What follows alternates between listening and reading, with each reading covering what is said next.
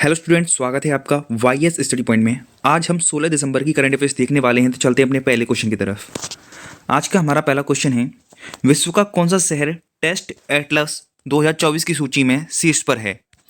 Option A Mumbai, option B Naples, option C Madrid, option D Bologna.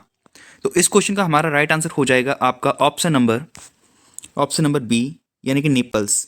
तो इस question का हमारा राइट आंसर हो जाएगा नेपाल को दर्शाता है, और नेपाल स्वाद एटलस यानी टेस्ट एटलस में शीर्ष पर है। ये आपको याद रखना है। नेक्स्ट क्वेश्चन, भारत सरकार ने FAME योजना किस वर्ष शुरू की थी? यानी कि इसकी फुल फॉर्म क्या है हमारी? Faster adoption manufacturing of hybrid electric vehicles in India. तो फेम इंडिया योजना की बात हो रही है। ये कब शुरू की थी भारत सरकार ने, ये आपको बताना है। ऑप्शन हैं 2016, 2018, 2015, 2020। तो इस क्वेश्चन का राइट आंसर हो जाएगा आपका ऑप्शन नंबर सी, 2015। तो 2015 में FAM यानी कि फेम योजना चालू की गई थी भारत सरकार के द्वारा। इसका उद्देश्य क्या है कि ज़्यादा से ज़्यादा इलेक्ट्रिक व्हीकल्स लोग परचेस करें। ये इसका उद्देश्य है। सरकार भी चाहती है, इसके लिए वो सब्सिडी देती है ग्राहकों को, जिससे कि वो इसको खरीदें, इलेक्ट्रिक व्हीकल्स पर स्विच करें, पेट्रोल व्हीकल्स को छोड़कर। और देख लेते हैं थोड़ा सा इसके बारे में। सरकार द्वारा 2015 में फेम योजना का पहला चरण शुरू किया गया था। अब सरकार 2025 में योजना का तीसरा चरण शुरू करने की योजना बना रही है। तो ये आपको याद रखना है कुछ फेम योजना के बारे में। नेक्स्ट क्वेश्चन पर आते हैं, कौन सा पाकिस्तानी ऑलराउंडर दिसंबर 2024 में क्रिकेट से संन्यास लेगा? ऑप्शन हैं शादाब खान, इफ्तिकार अहमद, इमाद वसीम या फिर सलमान आगा। तो इस क्वेश्चन का राइट आंसर हो जाएगा आपका option number C, Imad Wasim. तो इमाद वसीम पाकिस्तान टीम के ऑलराउंडर हैं और ये दिसंबर 2024 में क्रिकेट से संन्यास ले रहे हैं। इनकी उम्र 35 साल है और ये अंतर्राष्ट्रीय क्रिकेट को अलविदा कह रहे हैं इस उम्र में। इन्होंने सोशल मीडिया पर अपने फैसले की घोषणा की और दिसंबर 2024 में संन्यास लेने की बात कही है। नेक्स्ट क्वेश्चन है, स्विट्जरलैंड ने किस देश का सर्वाधिक तरजीह राष्ट्र का दर्जा निलंबित कर दिया है? ऑप्शन हैं भारत, श्रीलंका, जर्मनी या इटली। तो इस क्वेश्चन का राइट आंसर हो जाएगा आपका ऑप्शन नंबर ए, भारत। तो स्विट्जरलैंड ने भारत देश का सर्वाधिक तरजीह राष्ट्र का दर्जा निलंबित कर दिया है। यानी कि इसका मतलब क्या है? इसका मतलब है मोस्ट फेवरेबल कंट्री का जो दर्जा होता है, जो कोई राष्ट्र दूसरे राष्ट्र को देता है, जिससे कि फेवरेबल हो गया तो मतलब उससे ज़्यादा व्यापार किया जाएगा। अब वह दर्जा हटा दिया तो मतलब अब उसको इतनी तवज्जो नहीं दी जाएगी। और देख लेते हैं इसके बारे में। स्विट्जरलैंड ने भारत के साथ अपनी कर संधि में सर्वाधिक तरजीह राष्ट्र यानी मोस्ट फेवरेबल नेशन खंड को निलंबित कर दिया है। ऐसा 2023 के सर्वोच्च न्यायालय के फैसले के बाद किया गया है, जिसमें खंड की व्याख्या में बदलाव किया गया है। नेक्स्ट क्वेश्चन है, अंतर्राष्ट्रीय सार्वभौमिक कवरेज दिवस किस दिन मनाया जाता है? ऑप्शन हैं 13 दिसंबर, 12 दिसंबर, 14 दिसंबर या 15 दिसंबर। तो इस क्वेश्चन का राइट आंसर हो जाएगा आपका ऑप्शन नंबर बी।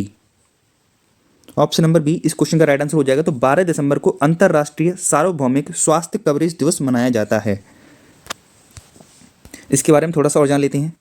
सार्वभौमिक स्वास्थ्य कवरेज दिवस हर साल 12 दिसंबर को मनाया जाता है, जो सभी के लिए स्वास्थ्य की वकालत करने वाले वैश्विक आंदोलन के लिए एक रैली बिंदु के रूप में कार्य करता है। विश्व स्वास्थ्य संगठन WHO द्वारा शुरू किया गया था।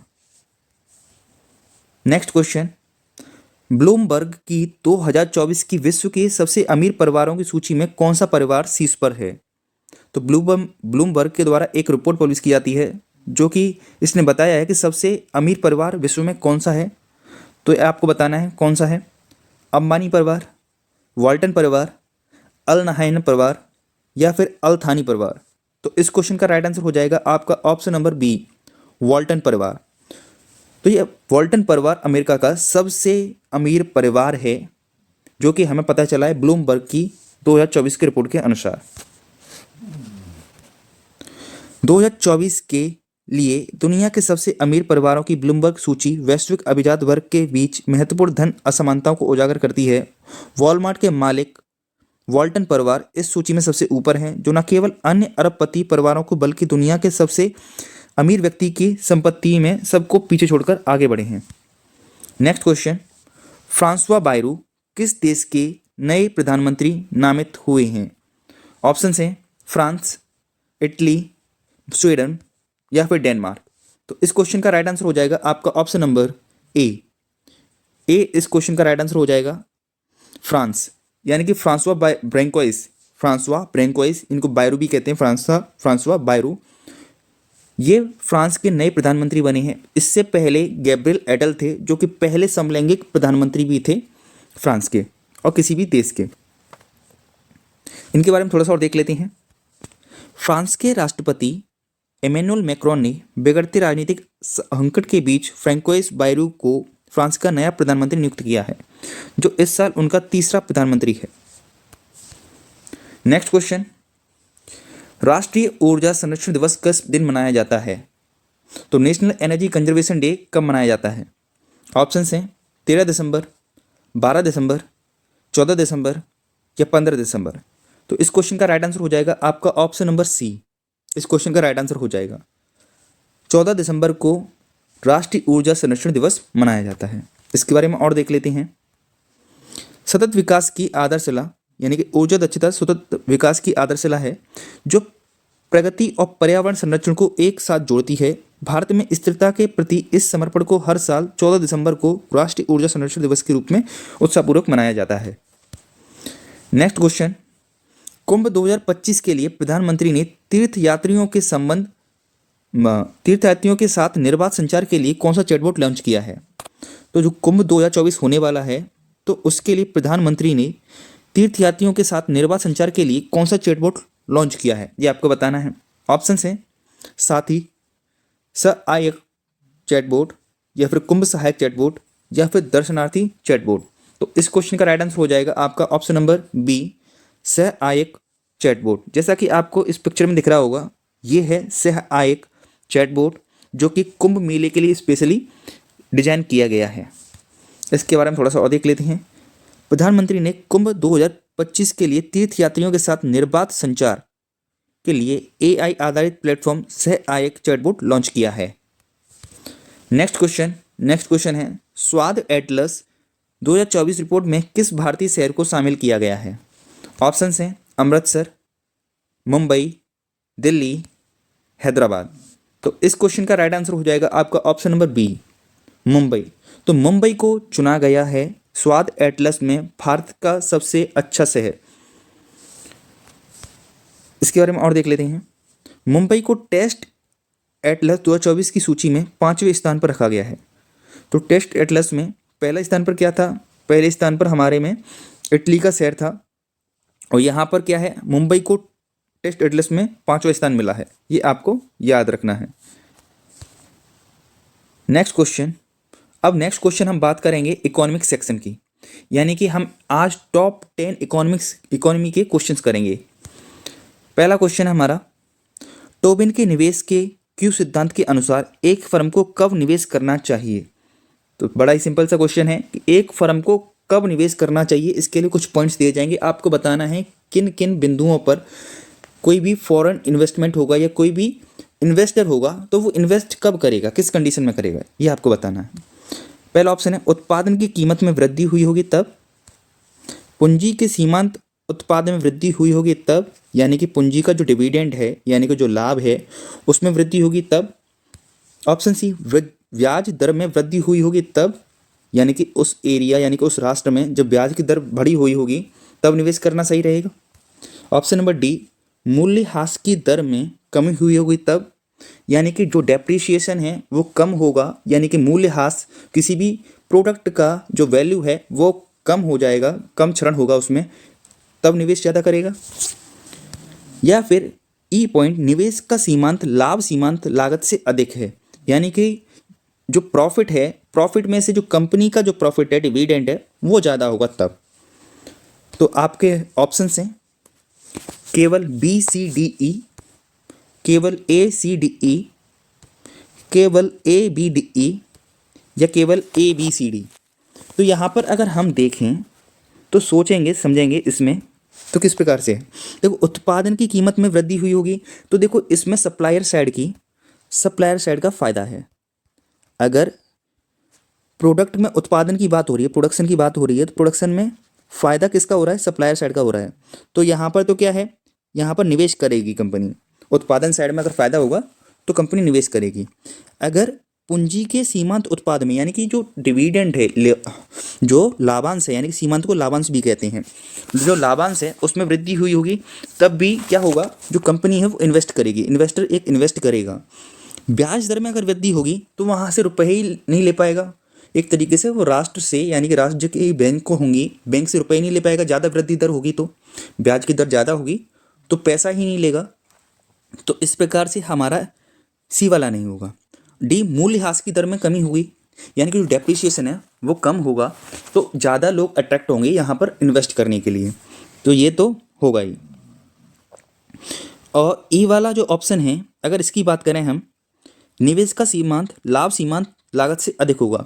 तो जो लाभ हो रहा है उसमें से भी जो निवेश का सीमांत है, यानी कि जो निवेश किया गया है पैसा, उससे ज़्यादा फायदा निवेशक को होगा तो वो करेगा, यानी कि जो निवेशक है वो पैसे को लगाएगा। तो यहाँ पर ई वाला पॉइंट भी सही होगा। तो कौन सा पॉइंट सही नहीं है हमारा? बस एक ये वाला पॉइंट जो बी सी वाला पॉइंट है वो हमारा क्या है, उस केस में फॉरेन इन्वेस्टर है या फिर कोई भी इन्वेस्टर है वो इन्वेस्ट नहीं करेगा, निवेश नहीं करेगा। तो हमारे ऑप्शन कौन कौन से हो जाते हैं? A B D E. वो किस में मिल रहे हैं हमें? ऑप्शन नंबर 3 में, ए बी डी ई में। नेक्स्ट क्वेश्चन, ये वही चीज़ें हैं, थोड़ा सा इनको देख लेते हैं दोबारा से। टॉबिन का निवेश की सिद्धांत, क्यू अनुपात, जिसे टॉबिन क्यू के नाम से भी जाना जाता है, किसी कंपनी के बाजार मूल्य को उसकी परिसंपत्तियों प्रतिस्थापन लागत से विभाजित करने के बराबर होता है। संतुलन तब प्राप्त होता है जब बाजार मूल्य प्रतिस्थापन लागत के बराबर होता है। क्यू अनुपात बाजार मूल्यांकन और आंतरिक मूल्यांकन के बीच का जो संबंध होता है उसको व्यक्त करता है। दूसरे शब्दों में कहा जाए तो यह कह सकते हैं कि यह सिद्धांत यह अनुमान लगाने की विधि प्रदान करता है कि कोई व्यवसायिक फर्म अधिक मूल्यांकित है या कम मूल्यांकित है, कि उसकी वैल्यूएशन ज़्यादा है या कम है। इसको बताने के लिए क्यू सिद्धांत का प्रयोग किया जाता है। नेक्स्ट क्वेश्चन, क्रेडिट कार्ड को किस नाम से जाना जाता है? क्रेडिट कार्ड को किस नाम से जाना जाता है? Plastic money, easy money, real money या हार्ड मनी? तो इस क्वेश्चन का राइट आंसर हो जाएगा आपका option number A, plastic money. इस क्वेश्चन का राइट आंसर हो जाएगा। तो क्रेडिट कार्ड को किस नाम से भी जाना जाता है? प्लास्टिक मनी के नाम से भी जाना जाता है, क्योंकि ये प्लास्टिक के कार्ड्स होते हैं तो इसको प्लास्टिक मनी भी कह दिया जाता है। तो करेक्ट आंसर क्या हो जाएगा हमारा? प्लास्टिक मनी हो जाएगा। नेक्स्ट क्वेश्चन है टीडी सेट, यानी कि telecom disputes settlement and appellate tribunal. तो इसका बेसिक काम क्या होता है? टेलीकॉम डिस्प्यूट्स, यानी कि जो टेलीकॉम कंपनीज होती हैं, जैसे कि रिलायंस हो गई, एयरटेल हो गया, वोडाफोन आइडिया हो गया, तो इनके बीच में जो डिस्प्यूट्स होते हैं उसको सेटलमेंट करने के लिए एक एपेलेट ट्रिब्यूनल बनाया गया है जिसका नाम है टीडी सेट। तो ये क्या है आपको बताना है। एक उपग्रह है, एक ट्रिब्यूनल है, एक टेलीकॉम कंपनी है, ये एक समाज है। तो ये क्या है? एक ट्रिब्यूनल है। ट्रिब्यूनल को क्या कहते हैं हिंदी में? एक तरीके से हम कि कोर्ट है, अदालत है। ठीक, बढ़ते हैं नेक्स्ट क्वेश्चन पर। आत्मनिर्भरता किस पंचवर्षीय योजना का उद्देश्य था? पहली, दूसरी, तीसरी या चौथी? तो इस क्वेश्चन का राइट आंसर हो जाएगा हमारा ऑप्शन नंबर डी, चौथी। तो आत्मनिर्भरता हमारी चौथी पंचवर्षीय योजना का उद्देश्य था। अब देख लेते हैं, सबका देख लेते हैं। पहली वाली का उद्देश्य क्या था हमारा? पहली वाली का उद्देश्य था एग्रीकल्चर। पहली वाली का उद्देश्य एग्रीकल्चर था। दूसरी वाली का उद्देश्य था हमारा इंडस्ट्री। दूसरी वाली का इंडस्ट्री था, इंडस्ट्रियलाइजेशन करना भारी मात्रा में। तीसरी वाली में हमारा उद्देश्य था एग्रीकल्चर प्लस इंडस्ट्रियलाइजेशन दोनों करना। चौथी में हमारा उद्देश्य था आत्मनिर्भरता को बढ़ाना। इसमें पहली वाली सफल हुई थी, दूसरी वाली लगभग सफल हुई थी, पर तीसरी वाली में हमारे यहाँ वॉर हो गया था, इंडो चाइना वॉर, और उसके बाद में इंडिया पाकिस्तान वॉर, जिसकी वजह से असफल रही थी। नेक्स्ट क्वेश्चन पर चलते हैं। विनिवेश विभाग किसके अंतर्गत आता है? डिसइन्वेस्टमेंट जो डिपार्टमेंट है वो किसके अंतर्गत आता है? वित्त मंत्रालय, गृह मंत्रालय, विदेश मंत्रालय या श्रम और रोजगार मंत्रालय? तो इस क्वेश्चन का राइट आंसर हो जाएगा आपका ऑप्शन नंबर ए, वित्त मंत्रालय। इस क्वेश्चन का राइट आंसर हो जाएगा। तो विनिवेश विभाग किसके अंतर्गत आता है? वित्त मंत्रालय के अंतर्गत आता है। नेक्स्ट क्वेश्चन, वर्षा के अलावा, यानी कि रेनफॉल के अलावा भारत में सिंचाई का अन्य साधन क्या है? ट्यूबवेल, नहर, नल या टैंक। तो इस क्वेश्चन का राइट आंसर हो जाएगा आपका ऑप्शन नंबर ए। इस क्वेश्चन का राइट आंसर हो जाएगा, इस क्वेश्चन का option number A right answer हो जाएगा ट्यूबवेल। तो वर्षा के अलावा और क्या साधन है जो मुख्य साधन कही जा सकती है बात, तो ट्यूबवेल है सबसे मेन आता है, फिर उसके बाद में नहर है, फिर नल वगैरह हैं। नेक्स्ट क्वेश्चन, सेबी यानी कि security exchange board of India के बारे में कौन सा कथन असत्य है, यानी कौन सा कथन असत्य है ये आपको बताना है, कौन सा कथन असत्य है। यह बाजार नियामक है, यह वैधानिक निकाय है, इसका अध्यक्ष राष्ट्रपति द्वारा नियुक्त होता है, या उपरोक्त सभी। तो अब हम इसके बारे में डिस्कशन कर लेते हैं। ये बाजार नियामक है यानी कि रेगुलेट करता है स्टॉक्स को, यस बिल्कुल करता है। वैधानिक निकाय है, हाँ इसको एक एक्ट के द्वारा बनाया गया है, सेबी के लिए एक एक्ट लेके आया गया था 90s में, तो उसके द्वारा इसका गठन किया गया था। तो ये कोई कॉन्स्टिट्यूशनल बॉडी नहीं है, ये एक स्टैट्यूटरी बॉडी है, यानी कि इसको कानून के द्वारा बनाया गया है। इसका अध्यक्ष राष्ट्रपति द्वारा नियुक्त किया जाता है, नहीं, इसका अध्यक्ष राष्ट्रपति द्वारा नियुक्त नहीं किया जाता है। तो ये कथन असत्य कौन सा हो जाएगा हमारा, तो जो ऑप्शन नंबर सी है ये हमारा इनकरेक्ट हो जाएगा। तो इस क्वेश्चन का हमारा राइट आंसर क्या हो जाएगा, ऑप्शन नंबर सी, इसका अध्यक्ष राष्ट्रपति द्वारा नियुक्त नहीं किया जाता है। नेक्स्ट क्वेश्चन, निम्नलिखित में से क्या गरीब देशों की मदद करता है, कौन सा एक इंस्टीट्यूशन है जो गरीब देशों की मदद करता है, IMF, IBRD, IDA या ADB। तो इस क्वेश्चन का राइट आंसर हो जाएगा आपका ऑप्शन नंबर सी, IDA यानी कि international development association. Next question, Bharat की कौन सी पंचवर्षीय योजना हैरोल्ड डोमर मॉडल के नाम से जानी जाती है या उनके मॉडल पर आधारित थी। पहली योजना 1951 से 1956, तीसरी योजना 1961 से 1966, चौथी योजना 1969 से 1974, पांचवी योजना 1974 से 1978। तो हैरोल्ड डोमर की जो मॉडल था वो हमारा किस पंचवर्षीय योजना पर आधारित था, पहली योजना जो हमारी थी वो हैरोल्ड डोमर मॉडल पर आधारित थी, जो कि 1951 से 1956 तक चली थी। तो इस क्वेश्चन का राइट आंसर क्या हो जाएगा हमारा ऑप्शन नंबर ए, पहली योजना 1951 से लेकर 1956 तक चली थी। नेक्स्ट क्वेश्चन, दोहरी अर्थव्यवस्था का क्या लक्षण है, यानी कि इससे क्या तात्पर्य है। ऑप्शन ए, कृषि और उद्योग का अस्तित्व, यानी कृषि और उद्योग एक साथ। निर्वाह खेती यानी कि सब्सिस्टेंस खेती और वाणिज्यिक खेती यानी कि कमर्शियल खेती एक साथ। ये निर्वाह खेती और पारंपरिक हस्तशिल्प के साथ आधुनिक उद्योग, वाणिज्यिक कृषि, या ये सभी। तो अब यहाँ पर कहा गया है कि दोहरी अर्थव्यवस्था का मतलब क्या है। दोहरी अर्थव्यवस्था का मतलब है कि एक इकोनॉमी के साथ साथ दूसरी इकोनॉमी का भी होना। तो कृषि भी है, उसके साथ साथ उद्योग भी है। तो आय के दो स्रोत हो गए, कृषि भी हो गया, उद्योग भी हो गया।